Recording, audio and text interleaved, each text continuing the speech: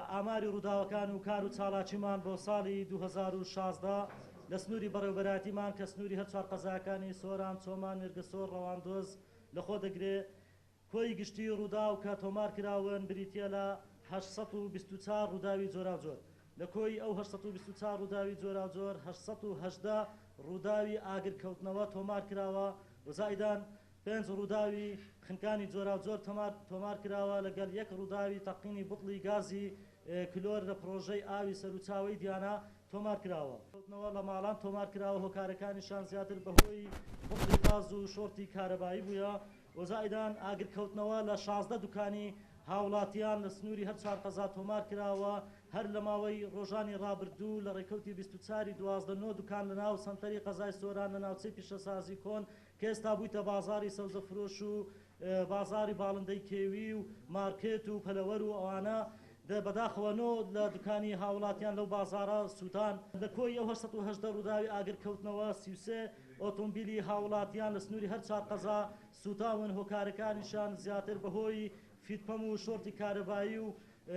شۆرتی کارەبایی ناو بزوێنەر و زائیدان خراپی کوالیتی بنزینیش دەوری کاریگەری هەبووە لەسەر سووتانی ئەو ئۆتۆمبیلانە. و چوار ڕووداوی ئاگرکەوتنەوە لە سنووری هەر چوار قەزا لە بنزینخانەکان تۆمار کراون و لەگەڵ 568 ڕووداوی ئاگرکەوتنەوە لە پوش و پاوان لە ماوەی ئەو ساڵە تۆمار کراوە.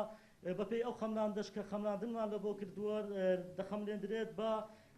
نزیکەی 5082 دۆنم لە پوش و پاوان سوتاوە و 64 ڕووداوی سووتانی ڕز و باخچە تۆمار کراوە و لەگەڵ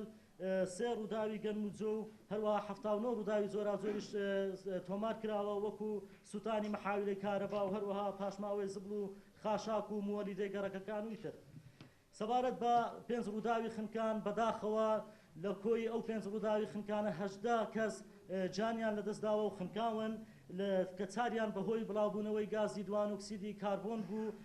لە ڕێگای سۆبای غاز و خەلووس و دەشیان لە ڕووبارەکان خنکاون بە هۆکارە جیاجیاکان کە لە نێویاندا دوو منداڵی تەمەن 6 ساڵانە هەیە بەداخەوە خنکاون و لەلایەن تیمەکانمان و بە هاوکاری لەگەڵ هاوڵاتیەکان تەرمەکانیان هێنایتانە دەرەوە. سەبارەت بەوەی ئایا بەنسبەت زیانی گیانی و زیانی مادی هەروەک باسم کرد دیارە زیانی گیانی تۆمار کرایە و کە بریتە لە 18 کەس وە زیانی مادیش بەپێی ئەو خەملاندنەی کە لە بەڕێوەبەراتیەکەمان خەملاندنی لە بۆ کرایەوە دەخەملێندرێت بە نزیکراوەی نزیکەی 250 ملیۆن و 239 هزار دیناری عراقی دەخەملێندرێت. و سەبارەت بەوەی تیمەکانمان لە بەرگری شارستانی توانویانە ده هاوڵاتی بە هاوکاری لەگەڵ هاوڵاتیانە ڕووباسم کرد لە خنکان